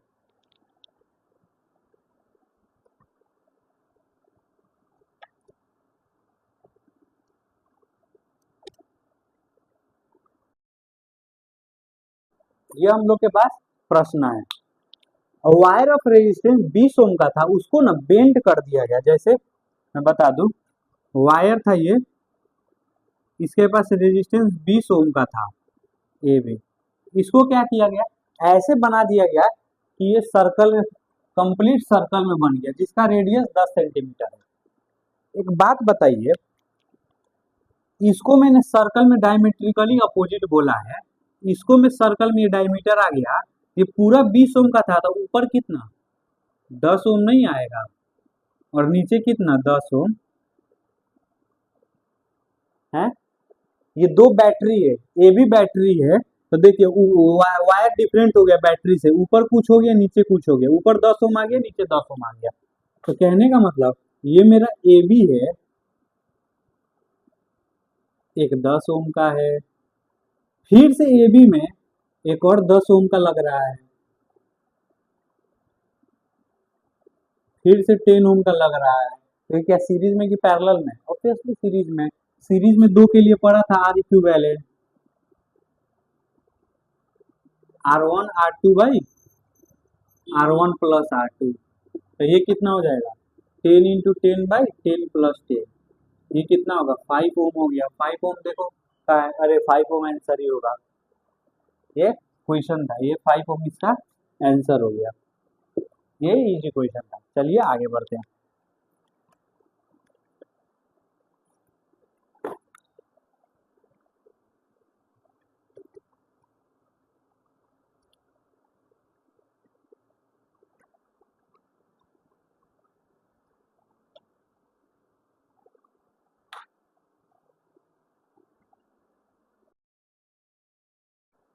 ये हम लोग के पास क्वेश्चन हो गया। इन द फॉलोइंग डायग्राम, ये डायग्राम में बताना है कि 5 ओम रेजिस्टर पे कितना करंट मूव कर रहा है। एक बात बताइए, यहाँ से करंट मूव आएगा आई आई, यहाँ से दो भाग में बढ़ जाएगा, इधर I1 मान लो इधर I2 मान लो, क्योंकि तार डिफरेंट हो रहा है। तो तार डिफरेंट है तो पैरेलल में कि सीरीज में, होगा पैरेलल, पैरेलल में। पैरेलल का हम लोग क्या एक पता है, पैरेलल में पोटेंशियल सेम रहता है, पोटेंशियल क्या रहता है सेम रहता है। ये 10 वोल्ट का है तो यहाँ पे भी कितना 10 वोल्ट होगा, यहाँ पे भी कितना 10 वोल्ट होगा। फॉर्मूला सीधा डाल दो, V is equal to I R, हम लोग को पता है V कितना है 10 है, I निकालना है, R कितना है 5 है, तो I कितना आ जाएगा 2 एम्पेयर आ जाएगा। 2 एम्पेयर कहाँ है, 2 एम्पेयर यहाँ है। मानो यहीं पे बोलता निकालने की, तो यहाँ पे भी डाल दो V is equal to I R, V 10 है, I निकालना है इंटू 4, तो V इज इक्वल टू 2.5 आ गया। क्या दिक्कत है, इजी था। चलिए आगे बढ़ते, इजी क्वेश्चन था।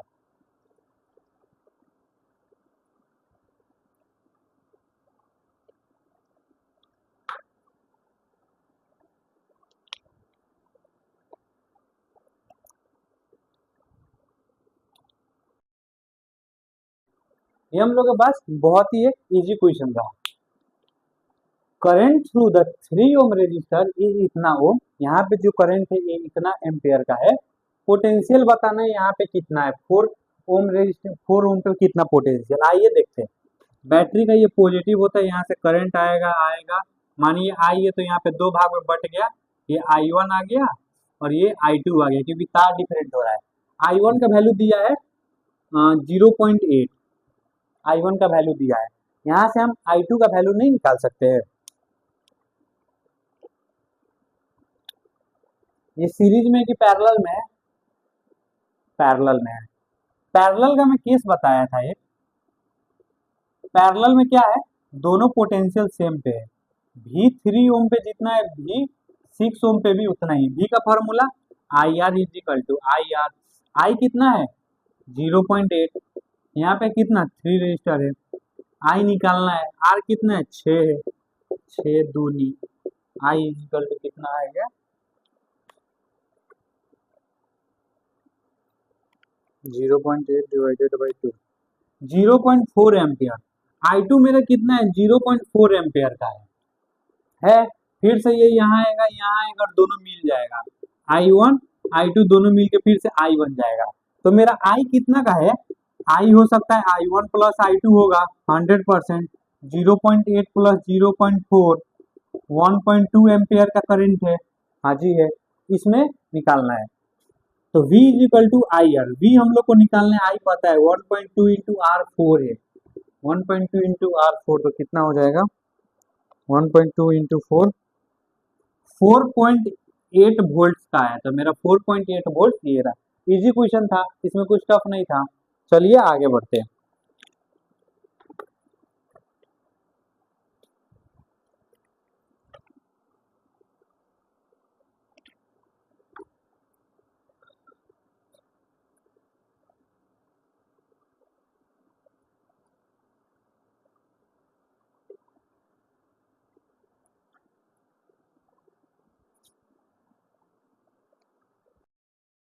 ये हम लोग के पास प्रश्न है, करंट बताना, इस पूरा सर्किट में करंट कितना है।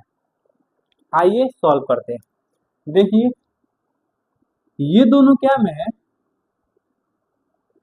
ये दोनों सीरीज में कि पैरेलल में, सीरीज में। क्यों, इसमें जितना करंट होगा इसमें भी उतना ना। एक ही तार थोड़ा इधर मुड़ गया, इधर देखिए ये तार आया दो भाग में डिवाइड हुआ, तो इसमें दो कुछ और करंट जाएगा, लेकिन ये दो तार में सेम करंट जाएगा। ये दोनों सीरीज में है, सीरीज को सॉल्व कर दीजिए। सीरीज का इक्विवेलेंट कितना होता है R1 प्लस R2, तो 30 प्लस 30 60 ओम आ गया। इसको फिर से रीड्रॉ करिए।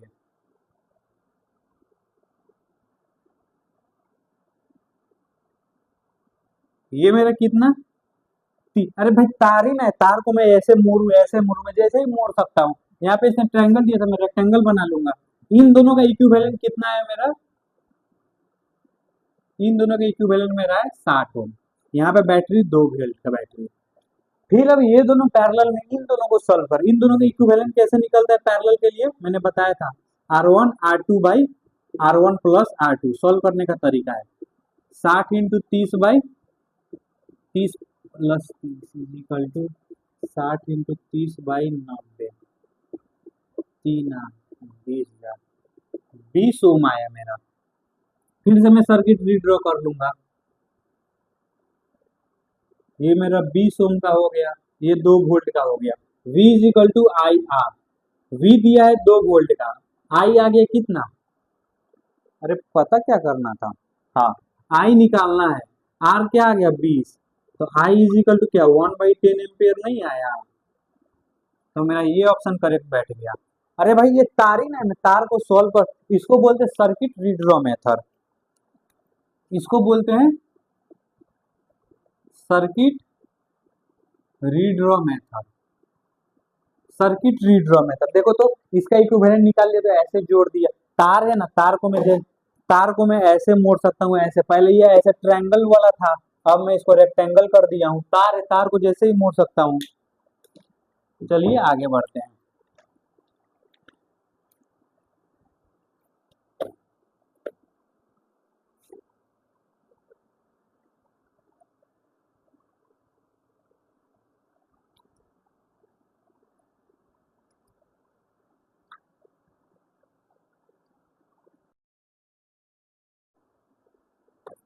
ये मेरे पास क्वेश्चन है, इजी क्वेश्चन है, उतना टफ नहीं है। देखिए यहाँ से करंट निकला होगा आई आई आई, यहाँ से दो भाग, इधर कुछ आया इधर कुछ आया होगा, तो ये तीन मेरा क्या सीरीज में नहीं होगा, सेम करंट फ्लो हो रहा है, ये तीन सीरीज में, इन तीनों को निपटा दीजिए।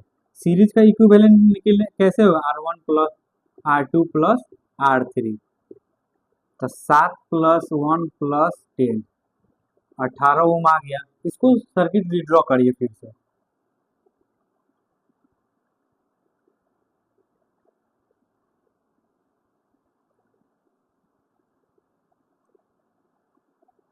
ये मेरा कितना आ गया, 18 ओम आ गया।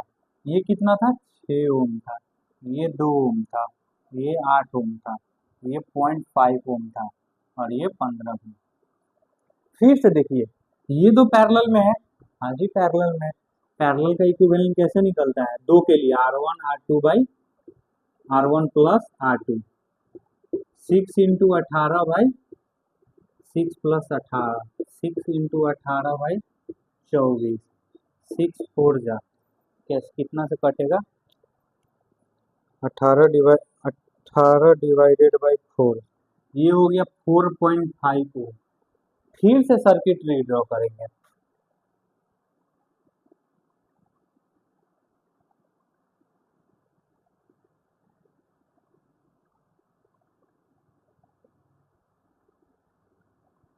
ये कितना आ गया मेरा, 4.5 ओम, ये कितना आ गया 2 ओम, ये कितना आ गया 8 ओम, और ये इतना, ये 0.5 ओम, और ये 15 भी। अब देखिए ये तीनों, ये 1 2 3 4, ये क्या चीज में, सीरीज में है। तो सीरीज के लिए आर टी क्या होता है, R1 plus R2 plus R3 plus 4 है तो R4 तक जाएगा, 2 प्लस 4.5 प्लस 8 प्लस 0.5, ये आ गया मेरा 15 ओम। 15 ओम का रेजिस्टेंस। फिर से सर्किट रीड्रॉ करिए। ये मेरा 15 ओम का रेजिस्टेंस और 15 पोटेंशियल है, तो V is equal to I R होता है, V 15 है, I है, और R भी 15 है, तो I इज इक्वल टू 1 नहीं आ जाएगा, 1 मेरा करेक्ट ऑप्शन बैठ रहा है। चलिए आगे बढ़ते हैं।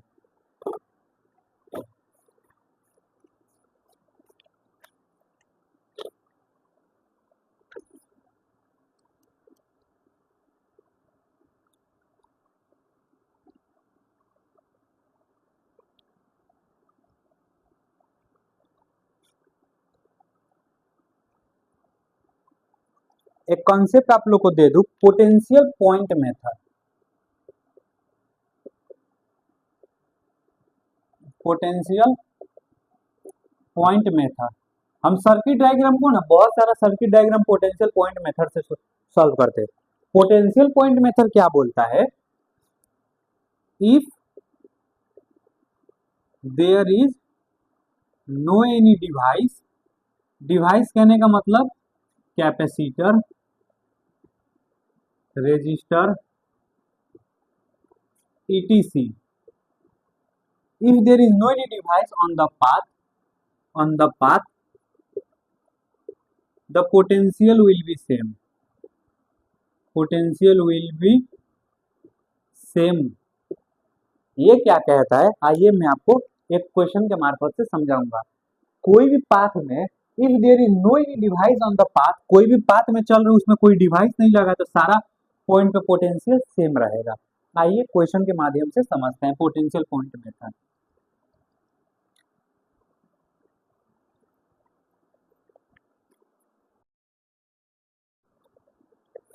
ये क्वेश्चन है, इसमें मेरे को बोलती है इक्विवेलेंट रेजिस्टेंस ए और बी के बीच में बैटरी कनेक्ट है तो इक्विवेलेंट रेजिस्टेंस, इसको हम सोल्व करेंगे पोटेंशियल पॉइंट मेथड से। देखिए यहाँ से पाथ चलते कि आगे चलूंगा तो डिवाइस है, फिर यहाँ पे पोटेंशियल नहीं होगा, यहाँ तक भी ए पोटेंशियल होगा, यहाँ पर भी ए, पाथ में कुछ नहीं है, यहाँ पर भी हर एक पॉइंट में पोटेंशियल, यहाँ तक ए।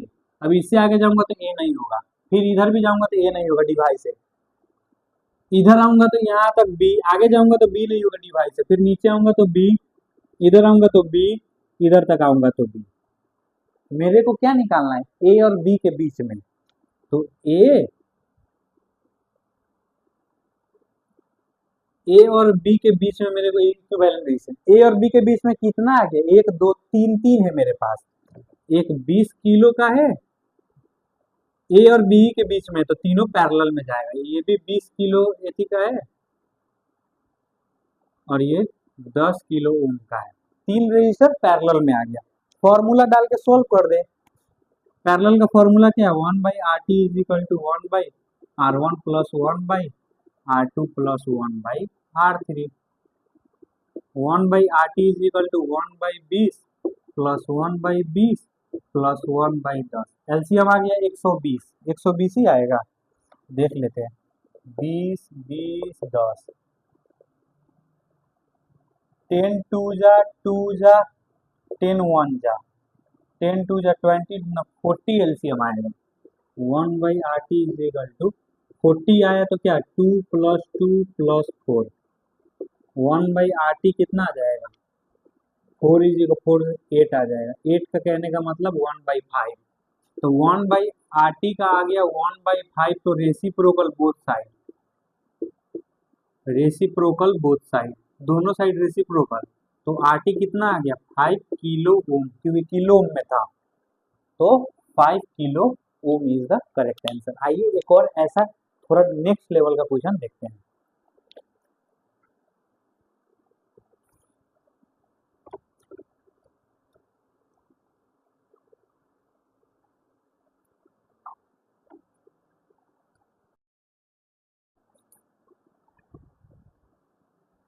ये मेरे पास क्वेश्चन है, equivalent resistance between A and B बताना है, इसको भी पोटेंशियल पॉइंट मेथड से करेंगे।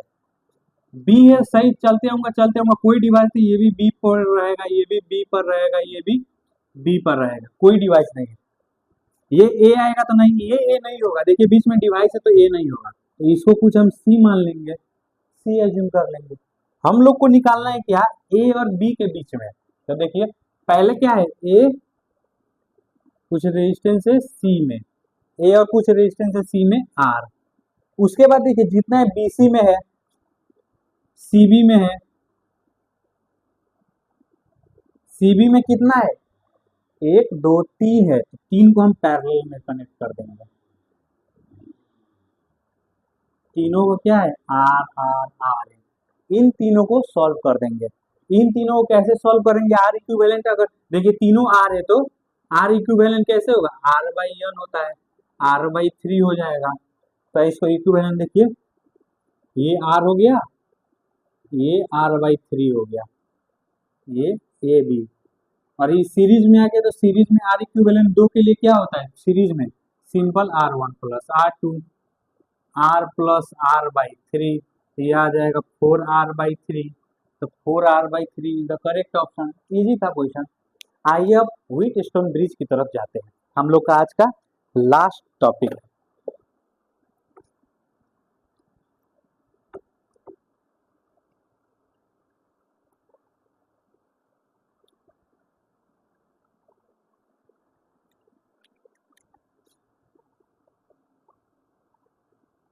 व्हीट स्टोन ब्रिज, गेहूं पत्थल पुल नहीं, ये साइंटिस्ट का नाम था, व्हीट स्टोन ब्रिज क्या कहता है, चार रेजिस्टेंस है, चार रेजिस्टेंस है और इसके अक्रॉस बैटरी है ए और बी, बीच में एक और रेजिस्टेंस लगा दिया, ये हो गया पी क्यू आर एस, ये चार रेजिस्टेंस है, तो व्हीट स्टोन ब्रिज, अब देखिए इसको तो सॉल्व करेगा तो नहीं हो पाएगा, इधर करंट जाएगा फिर ये इधर, कौन सीरीज में आएगा कौन पैरेलल में, कहना बहुत मुश्किल है। व्हीट स्टोन ब्रिज क्या कहता है, in the balance condition, balance condition क्या होता है, बैलेंस कंडीशन कहने का मतलब ध्यान से देखियो, ध्यान से, इसका ratio, ratio P by Q equal होता है ratio of R by S से, अगर ये बैलेंस कंडीशन में ये रेशियो इक्वल है तो हम ignore T and solve it, T को इग्नोर कर देंगे, इसको T मान लो रेजिस्टेंस T, इसको हम इग्नोर कर देंगे और सॉल्व कर देंगे। आइए देखते हैं, मानिए मैं इसको इग्नोर कर दूंगा तो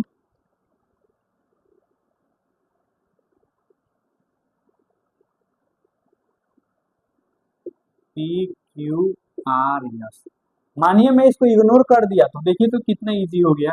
ये दो मेरा सीरीज में हो गया, ये दो मेरा सीरीज में हो गया, तो इनका एक एक रेजिस्टेंस आएगा P प्लस आर, इनका एक रेजिस्टेंस आएगा Q प्लस एस, फिर ये दो पैरेलल में आ गया, सॉल्व करके निकल गया कितना easily. Wheatstone bridge balance condition में यही, ये दो का रेशियो ये दो का रेशियो बराबर होता है तो बीच को हम इग्नोर कर देते और सॉल्व कर देते। आइए एक महत्वपूर्ण इंपोर्टेंट नोट में दे दूं आपको, क्या बोला जाता है, बीच में अगर रेजिस्टेंस ना हो, यहाँ पे गैल्वेनोमीटर दे दिया, गैल्वेनोमीटर का सिंबल ये होता है गैल्वेनोमीटर, और ये तो बैटरी है, ये तो बैटरी है। नोट में क्या बोल देगा, if galvanometer and battery are interchange, the bridge will be in the balance condition. कहने का अर्थ क्या हुआ,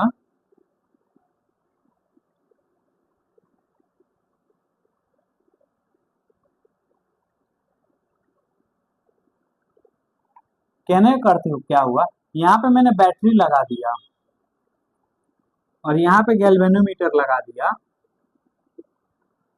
तब भी ये व्हीटस्टोन ब्रिज बैलेंस कंडीशन में ही रहेगा। P Q R yes, Q क्यों हम इसको इग्नोर करते हैं, देखिए यहाँ पे पोटेंशियल सेम हो जाएगा, पोटेंशियल सेम हो जाएगा तो ये डिफ्लेक्शन नहीं करेगा, क्योंकि पोटेंशियल सेम हो जाए इस पॉइंट पे और इस पॉइंट पे ना सेम पोटेंशियल होता है,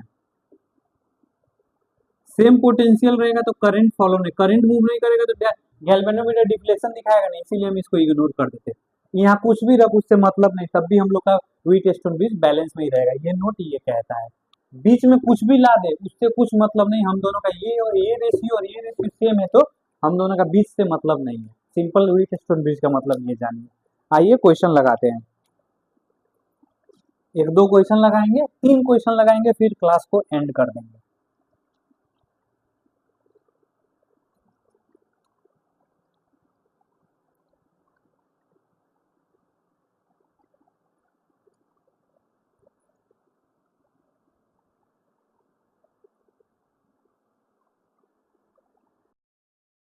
क्वेश्चन आ गया, एक दो तीन चार पांच रजिस्टर दिया है, बोला इक्विवेलेंट निकालने का ए और बी के बीच में। सबसे पहले हम व्हीटस्टोन ब्रिज लगा पाएंगे, देखिए इसका रेशियो 3/6 इज इक्वल टू 4/8, 3/6 होता है 1/2 इज इक्वल टू 1/2। ये कैसा है, ये बैलेंस कंडीशन है। बैलेंस में हम क्या करते हैं, बीच वाले को इग्नोर कर देते हैं। तो आइए सर्किट रीड्रॉ फिर से किया जाए।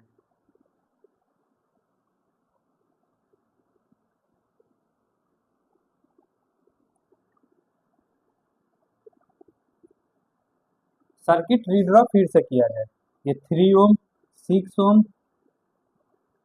4 ओम 8 ओम, क्यों, क्योंकि बीच को हम इग्नोर कर देते हैं व्हीटस्टोन ब्रिज लगा के बाय यूजिंग WSB कहने का मतलब व्हीटस्टोन ब्रिज। आइए ये दोनों क्या चीज में है, सीरीज में है, और ये दोनों क्या चीज में, सीरीज में, इनका इक्विवेलेंट लिख लीजिए और फिर ये दोनों पैरेलल में चला जाएगा ए बी। ये दोनों इक्विवेलेंट सीरीज में तो 4 3 7 ओम, ये 8 4 14 ओम।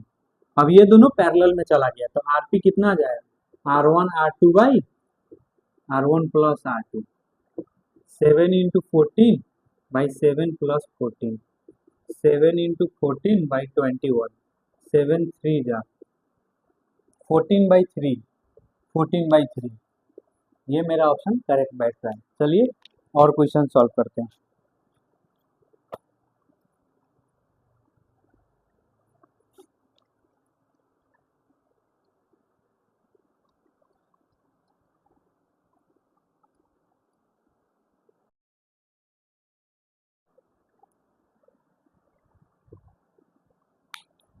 ये मेरे पास क्वेश्चन आया, अब बैटरी ऑफ 6 वोल्ट का कनेक्ट कर दिया सर्किट में।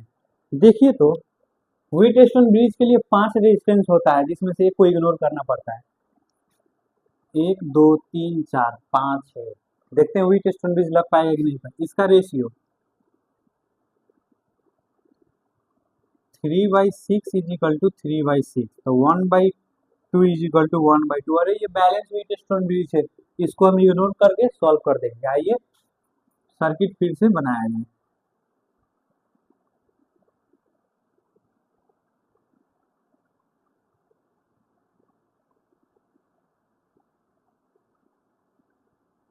थ्री ओम 3 ओम 6 ओम 6 ओम 2 ओम।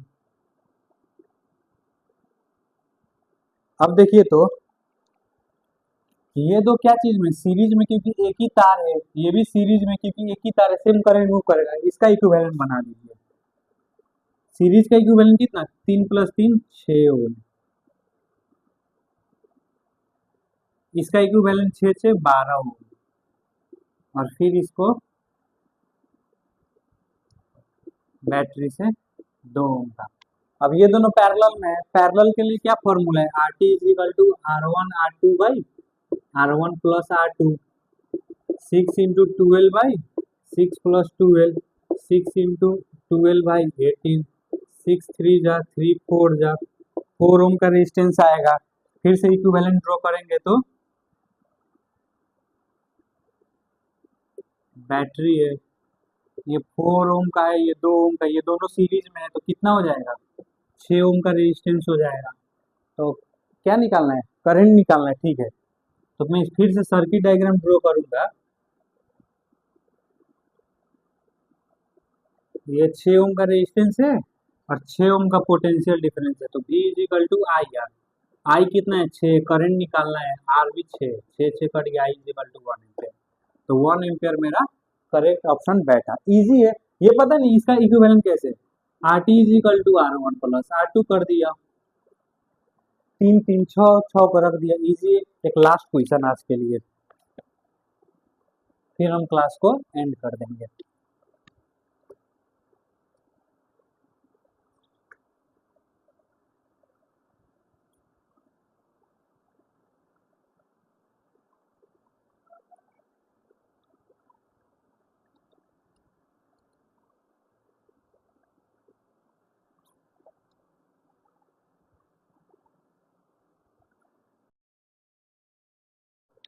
ये हम लोग का आज का लास्ट क्वेश्चन। मैं भी थोड़ा पानी खा लूं।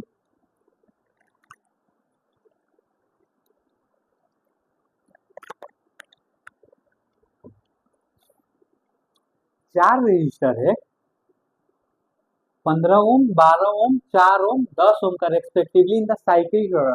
साइक्लिक ऑर्डर कहने का मतलब बिना पेन उठाए बनाना है, बिना पेन को जरा सा भी नहीं उठाना है। चार रजिस्टर दिया है, ठीक है, एक रजिस्टर, दो रजिस्टर, तीन रजिस्टर, चार रजिस्टर। साइक्लिक ऑर्डर कहने का मतलब कहीं पे भी ब्रेक नहीं होना पड़ा। देखिए जहां से स्टार्ट हुआ था वहीं आके एंड हुआ ना, इसी को बोलते हैं साइक्लिक ऑर्डर। एक 15 ओम का है, एक 12 ओम का है, एक 4 ओम का है और एक 10 ओम का है। जी समझ आए, हाँ जी समझ आए। साइक्लिक ऑर्डर में कि व्हीटस्टोन ब्रिज बन जाए, बैटरी लगा दिया इसके अक्रॉस, ए और बी के अक्रॉस। मानिए बीच में कुछ गैल्वेनोमीटर कुछ होगा, बीच में कुछ गैल्वेनोमीटर होगा। देखिए तो ये पहले बैलेंस है, 15/10 इज इक्वल टू 12/4 है। इसको काटेंगे तो क्या, 5 3 जा 5 2 जा 4 3 जा, क्या ये बैलेंस है, नहीं है, दिस इज नॉट इक्वल। तो क्वेश्चन में क्या बोल रहा है, हमें इसके साथ कौन सा एक पैरेलल रेजिस्टेंस कितना अमाउंट का रखना पड़ेगा पैरेलली 10 ओम के साथ कि ये बैलेंस हो जाए। मानिए यक्स ओम का लगा दिया, यक्स ओम का लगा दिया कि ये बैलेंस हो जाए। इन दोनों को सॉल्व करेंगे तो क्या आएगा, R equivalent R1 plus R2, x into 10/10 plus x, तो क्या आ जाएगा 10x/10 प्लस एक्स। तो इसका इक्विवेलेंट कितना आ गया, इसका इक्विवेलेंट कितना आ गया 10x/10 प्लस एक्स। तो इसका इक्विवेलेंट मैं कितना लिख सकता हूँ, 10x बाई 10 प्लस एक्स। अब व्हीटस्टोन ब्रिज लगा दे by using WSB Wheatstone bridge. 15 by 10x by 10 plus X is equal to 12/4। ये हम लोग का आया। आइए इसको सॉल्व करते हैं। ये ऊपर चल जाएगा तो 150 प्लस 15x, ये तीने कट जाएगा by 10x is equal to 3 जा plus 15x is equal to 30x। तो x इज इक्वल टू मेरा क्या बन जाएगा, 10 बन जाएगा। 10 ओम का मेरे को यहाँ पे पैरेलली 10 ओम का रेजिस्टेंस लगाऊंगा, तब जाके मेरा बैलेंस होगा। आइए देखते हैं, इधर 10 ओम था, इधर 10 ओम, 10 10 का इक्विवेलेंट कितना बनेगा, 10 इंटू 10 बाई 10 प्लस 10, ये आ गया 100 बाई 20 इज इक्वल टू 5 ओम का रेजिस्टेंस। तो मानिए मैं इधर 5 ओम का रेजिस्टेंस कर देता, तो देखिए तो बैलेंस में कि नहीं, 5/3 is equal to 12/4, 5 3 is equal to 4 3 balance आ गया कि नहीं आ गया। तो क्वेश्चन कहने का मतलब इसका पैरेलल क्या लगाना चाहिए। जी समझ आया। आज के लिए इतना ही। क्लास अच्छा लगा हो तो लाइक और चैनल को सब्सक्राइब कर दीजिएगा। और आप फिजिक्स बाई सनी भैया को इंस्टाग्राम पे भी फॉलो कर सकते हैं। इंस्टाग्राम पे फॉलो करेंगे तो आपको क्या बेनिफिट मिलेगा, आप मेरे साथ डायरेक्ट ऑडियो कॉल या वीडियो कॉल के मार्फत आप मेरे साथ जुड़ सकते हैं। आपको जो भी नोट्स चाहिए, खैर वीडियो खत्म होगा तो मैं तो नोट्स दे ही दूंगा, लेकिन आपको कोई भी आपका एग्जाम आ रहा है, आपको कोई भी टॉपिक पढ़ना होगा तो आप मेरे को बोलेंगे तो मैं आपको पढ़ा दूंगा। तो इंस्टाग्राम पे भी आप मेरे को फॉलो कर सकते हैं। आज के लिए इतना ही।